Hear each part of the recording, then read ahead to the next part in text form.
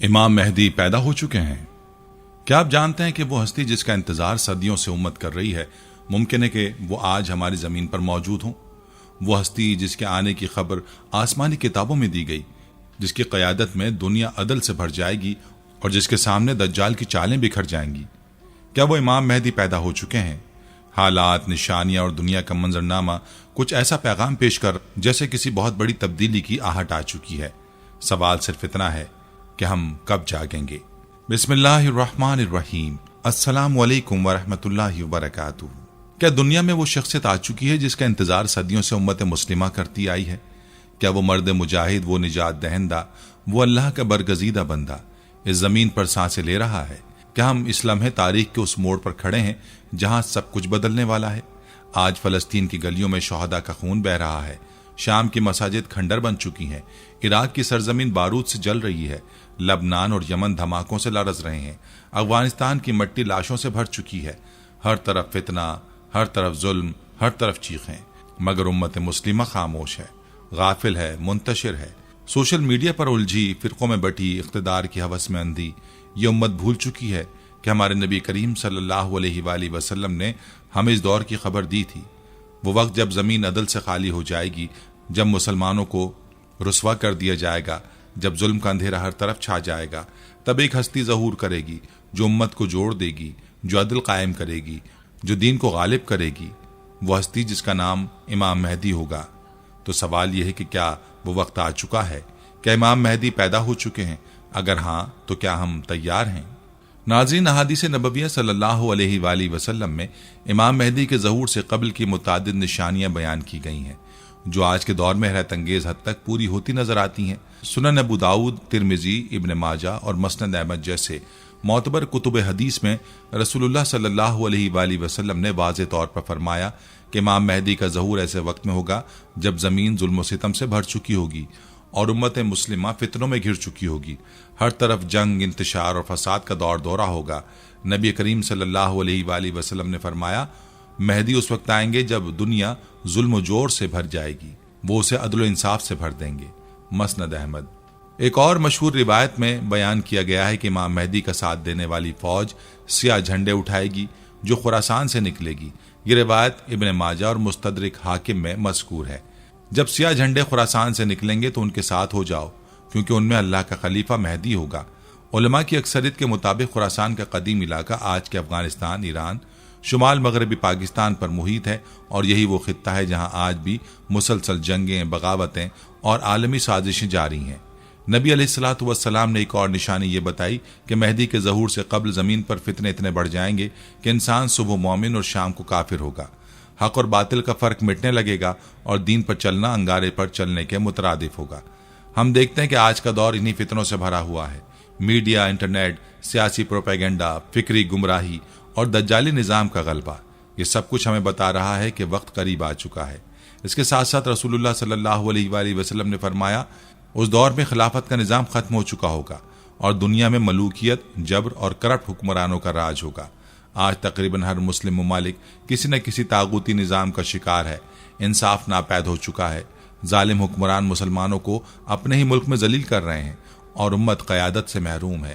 یہ تمام نشانیاں اس حقیقت کی طرف اشارہ کرتی ہیں کہ امام مہدی علیہ السلام کا وقت قریب ہے، بلکہ ممکن ہے کہ وہ پیدا بھی ہو چکے ہوں اور صرف ظہور کی گھڑیاں باقی ہوں۔ اگر ہم آج کے عالمی منظرنامے پر نگاہ ڈالیں تو صاف دکھائی دیتا ہے کہ دنیا ایک بہت بڑے طوفان کی جانب بڑھ رہی ہے، اور اس طوفان کا مرکز مشرق وسطیٰ اور مسلم دنیا بنتی جا رہی ہے۔ اسرائیل کی توسیع پسندانہ پالیسیاں کھلم کھلا گریٹر اسرائیل کے منصوبے پر عمل پیرا ہیں، وہی گریٹر اسرائیل جس کی سرحدیں دریائے نیل سے لے کر دریائے فرات تک پھیلائی گئی ہیں، اور جس کے اندر فلسطین، لبنان، شام، اردن، عراق، سعودی عرب کے کچھ حصے اور پاکستان جیسے اسلامی ممالک کو راستہ بنانے کے لیے ختم کرنا ضروری سمجھا جاتا ہے۔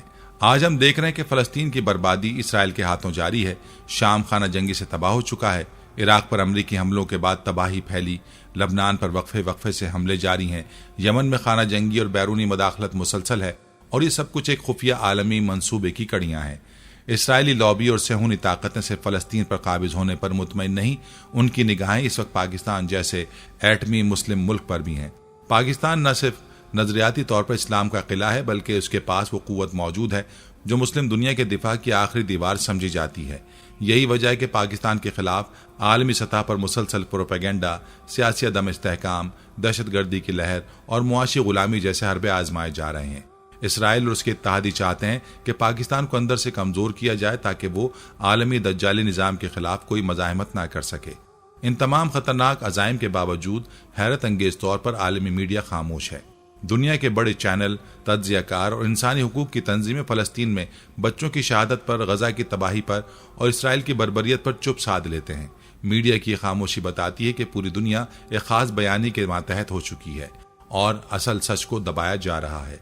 मुसलमानों की लाशें गिर रही हैं, उनके शहर मिट्टी में दफन हो रहे हैं, लेकिन खबर तब बनती है जब किसी जालिम के मफाद को खतरा लाहक हो। ये सब कुछ एक दज्जाली निज़ाम की तैयारी है, वही निज़ाम जिसके खिलाफ इमाम मेहदी अलैहिस्सलाम का ज़हूर होगा। आज के आलमी हालात सिर्फ सियासी या मुआशी तब्दीली नहीं, बल्कि वो निशानात हैं जिन्हें हदीस की रोशनी में हम फितना दज्जाल और ज़हूर मेहदी के मुकदमात समझ सकते हैं। जो आंखें खुली रखे वो जान सकता है कि जंग सिर्फ ज़मीन की नहीं, ईमान की है, और ये जंग अब दरवाजे पर दस्तक दे रही है।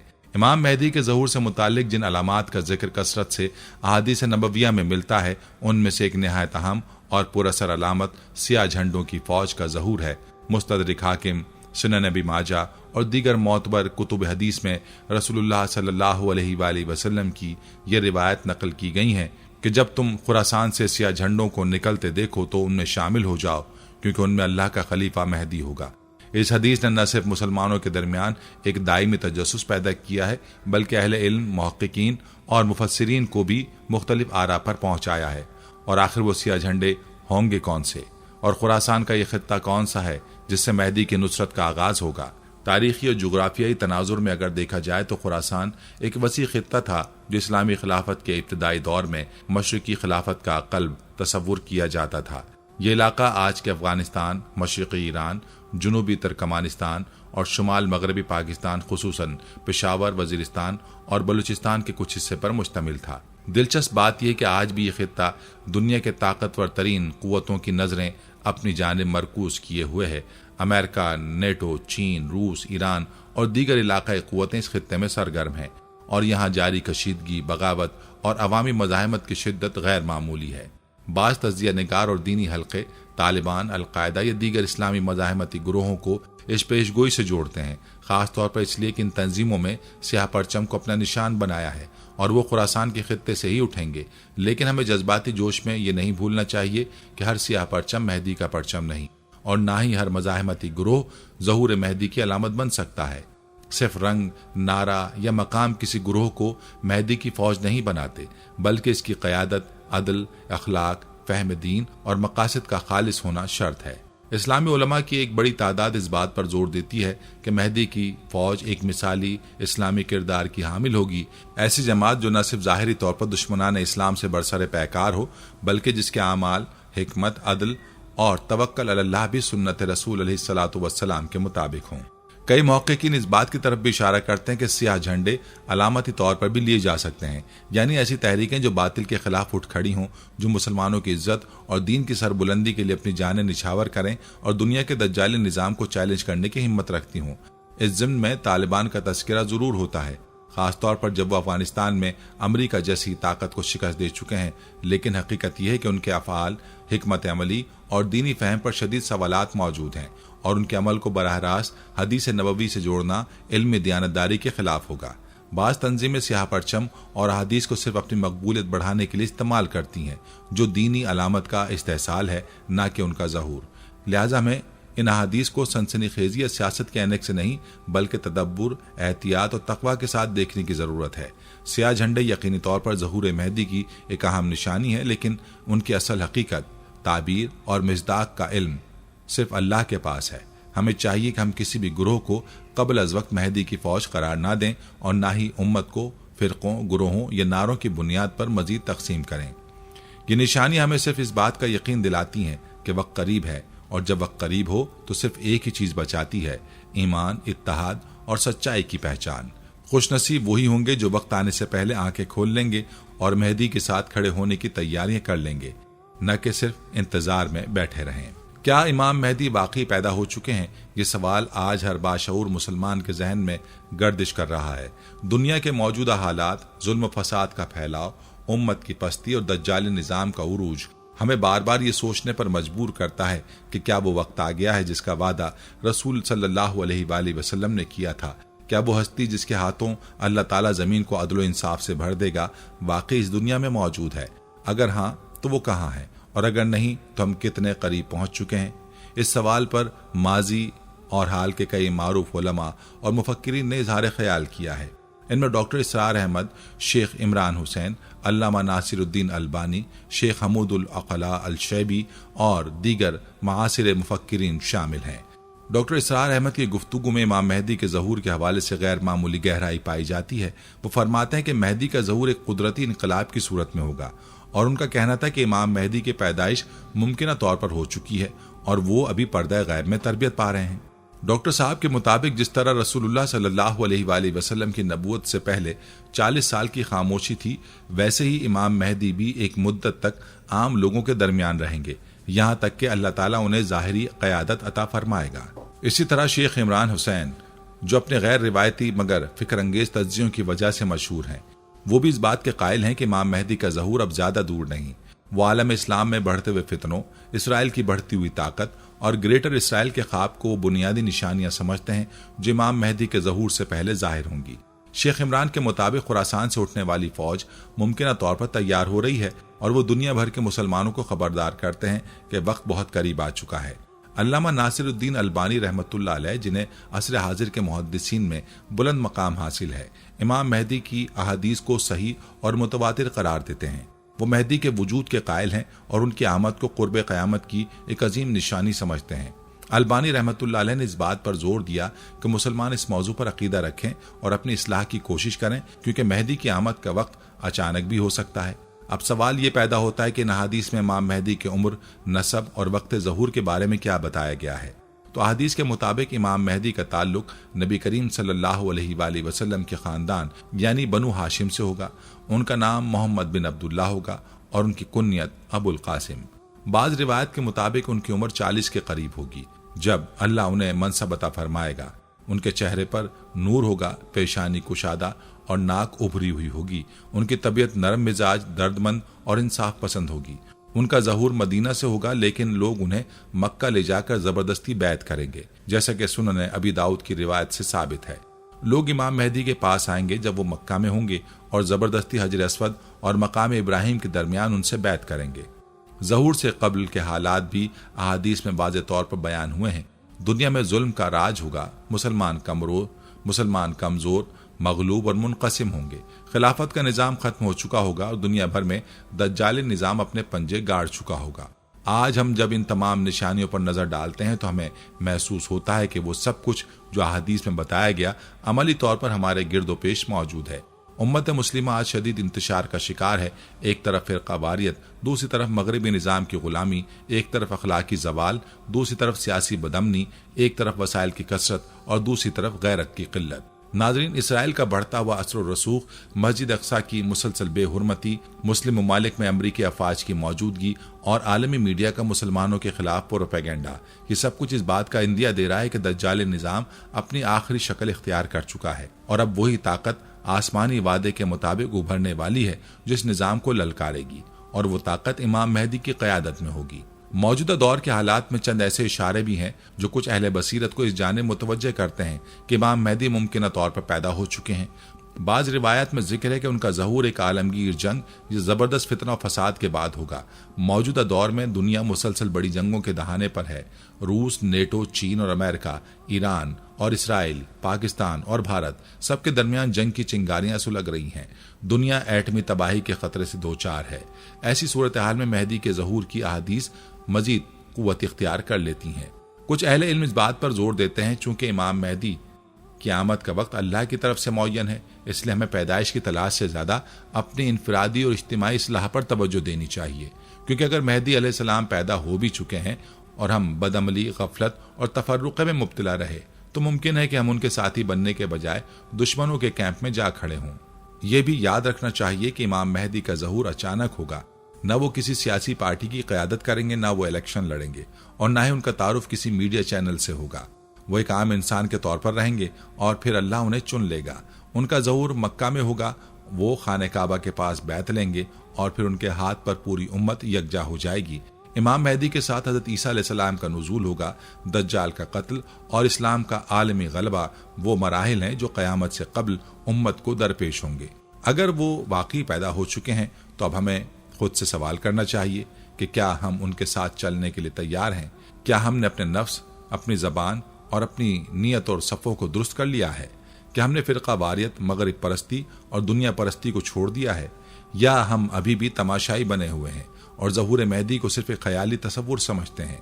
در حقیقت امام مہدی کی پیدائش کا جاننا اتنا اہم نہیں جتنا خود کو اس وقت کے لیے تیار کرنا ہے، کیونکہ جب وہ آئیں گے تو وقت تیزی سے گزرے گا اور جو وقت پر نہ جاگا وہ ہمیشہ کے لیے پیچھے رہ جائے گا۔ آج کا دن ہے، لمحہ ہے، موقع ہے اپنے ایمان کو تازہ کرنے، اپنے کردار کو بدلنے اور اللہ کی نصرت کا اہل بننے کا۔ آج کا سب سے بڑا المیہ یہ ہے کہ امت مسلمہ اسلام کے نام پر جڑی نہیں، بلکہ قوم، رنگ، زبان، نسل اور فقہی اختلافات کی بنیاد پر بٹ چکی ہے۔ ہم نے قرآن کے اس واضح حکم کو فراموش کر دیا ہے، وَاعْتَصِمُوا بِحَبْلِ اللَّهِ جَمِيعًا وَلَا تَفَرَّقُوا، اللہ کی رسی کو مضبوطی سے تھامے رکھو اور آپس میں فرقہ نہ بنو۔ آل عمران آیت 103۔ مگر آج ہر طرف یہی نظر آتا ہے کہ کوئی خود کو عرب کہہ کر فخر کرتا ہے، کوئی عجم، کوئی فقہ حنفی کو مکمل دین سمجھتا ہے، کوئی سلفیت کو نجات کی واحد راہ قرار دیتا ہے، کوئی بریلوی ہے، کوئی دیوبندی ہے، کوئی اہل حدیث، کوئی شیعہ، اور ہم میں سے ہر کوئی خود کو جنت کا واحد مستحق اور باقیوں کو گمراہ تصور کرتا ہے۔ یہ فرقہ وارث صرف مساجد، مدرسوں اور ممبروں تک محدود نہیں رہی، بلکہ یہ سیاست، معیشت، میڈیا اور معاشرت تک پھیل چکی ہے۔ مسلمان کو کافر کہنے میں ذرا نہیں جھجکتا، جبکہ دشمن ہماری اسی تقسیم پر مسکرا رہا ہے۔ ہم نے دین کے بجائے مسلک کو معیار نجات بنا لیا ہے اور قرآن و سنت کی وحدانی تعلیمات کو ترک کر کے گروہی تعصبات میں گھر چکے ہیں۔ لیکن ہمیں سمجھنا چاہیے کہ امام مہدی ایک فرقے یا جماعت کے امام نہیں ہوں گے، وہ پوری امت کے امام ہوں گے۔ ان کے ساتھ وہی لوگ ہوں جو اللہ کی رضا کے لیے اپنی انا، تعصب، قومیت اور فرقہ واریت کو چھوڑ کر صرف اسلام پر اکٹھے ہوں گے۔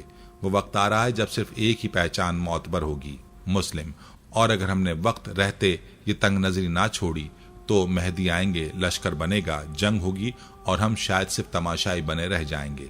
امت کی وحدت اب صرف ایک جذباتی نعرہ نہیں، بلکہ امام مہدی کی قیادت میں شامل ہونے کی پہلی شرط ہے۔ جو اب بھی بیدار نہ ہوا وہ اس لشکر میں شامل ہونے سے پہلے ہی پیچھے رہ جائے گا۔ دنیا میں جو کچھ ہو رہا ہے وہ کوئی حادثاتی یا وقتی حالات کا نتیجہ نہیں، بلکہ ایک بہت ہی گہری اور منظم سازش کا حصہ ہے۔ وہ سازش جو یہودی ذہنوں نے صدیوں پہلے ترتیب دی اور جس کا حتمی ہدف ہے دجال کے عالمی اقتدار کی راہ ہموار کرنا۔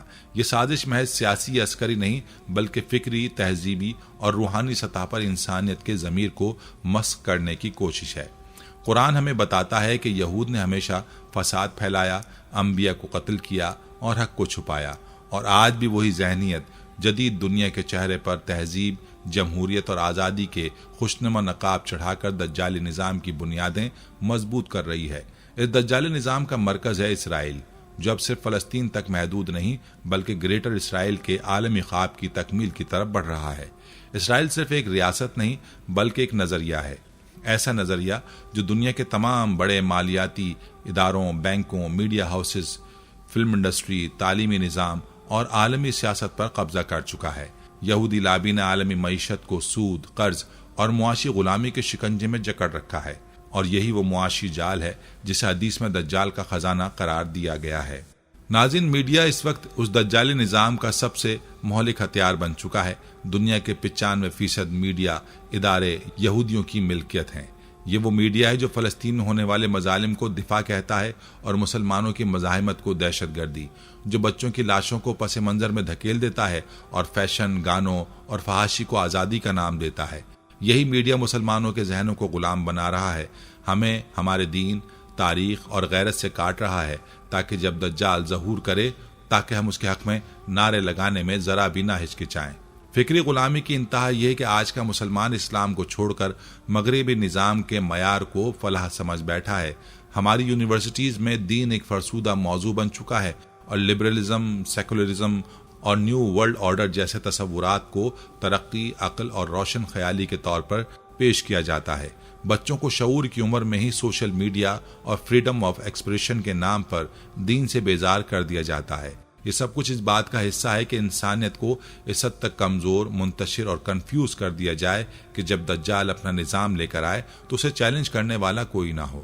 یقیناً دجال خود ایک شخص ہوگا، لیکن اس کا نظام پہلے آئے گا، اس کی سوچ پہلے پھیلائی جائے گی، اس کی حکومت پہلے زمین پر قائم ہوگی، اور آج وہ حکومت، وہ معیشت، وہ میڈیا، وہ تعلیم، وہ ٹیکنالوجی ہماری آنکھوں کے سامنے موجود ہے۔ مسلمان اگر اب بھی نہ جاگے تو مہدی آئیں گے، مگر ان کا سامنا ایک ایسی امت سے ہوگا جو دجال کے نظام میں جینا سیکھ چکی ہوگی۔ احادیث نبوی صلی اللہ علیہ وآلہ وسلم میں امام مہدی کے ظہور کے وقت پیش آنے والے کچھ انتہائی ہولناک واقعات کا ذکر موجود ہے، جن میں ایک واقعہ وادی بیدا میں پیش ہونے والی خونی چھانٹی ہے۔ رسول اللہ صلی اللہ علیہ وآلہ وسلم نے فرمایا، جب ایک لشکر مہدی کو گرفتار کرنے کے لیے مکہ کی طرف بڑھے گا تو اللہ تعالیٰ اس لشکر کو زمین میں دھسا دے گا، بیدا کی وادی میں، مکہ اور مدینے کے درمیان۔ صحیح مسلم۔ یہ واقعہ صرف کوئی تاریخی یا علامتی اشارہ نہیں، بلکہ قیامت سے قبل پیش آنے والے ان حقیقی مناظر میں سے ہے جو ظالم قوتوں کے انجام کو بے نقاب کرتے ہیں۔ بیدا جغرافیائی لحاظ سے مدینہ اور مکہ کے درمیان ایک صحرائی میدان ہے جو آج بھی موجود ہے۔ جب امام مہدی مکہ میں بیعت لے چکے ہوں گے تو ایک طاقتور لشکر جو اس وقت کے دجالی نظام کا نمائندہ ہوگا انہیں ختم کرنے کے لیے روانہ ہوگا، مگر اللہ کی قدرت مداخلت کرے گی اور زمین خود و آسمانی عدالت بن جائے گی جو اس ظلم کو نگل لے گی۔ یہ واقعہ ایک یاد دہانی ہے کہ اللہ کی نصرت امام مہدی کے ساتھ ہوگی، اور باطل کتنا ہی طاقتور کیوں نہ ہو، انجام کار ذلت و تباہی اس کا مقدر ہوگی۔ تو ناظرین، اگر واقعی امام مہدی پیدا ہو چکے ہیں، اگر وہ ہمارے درمیان موجود ہیں، اگر وہ اس وقت پردہ غیب میں تربیت پا رہے ہیں، تو کیا ہم تیار ہیں؟ کیا ہم اس وقت کے لیے تیار ہیں جب حق اور باطل کے درمیان لکیر کھینچ دی جائے گی، جب صرف دو کیمپ ہوں گے، ایک اللہ کے ساتھ اور دوسرا دجال کے ساتھ؟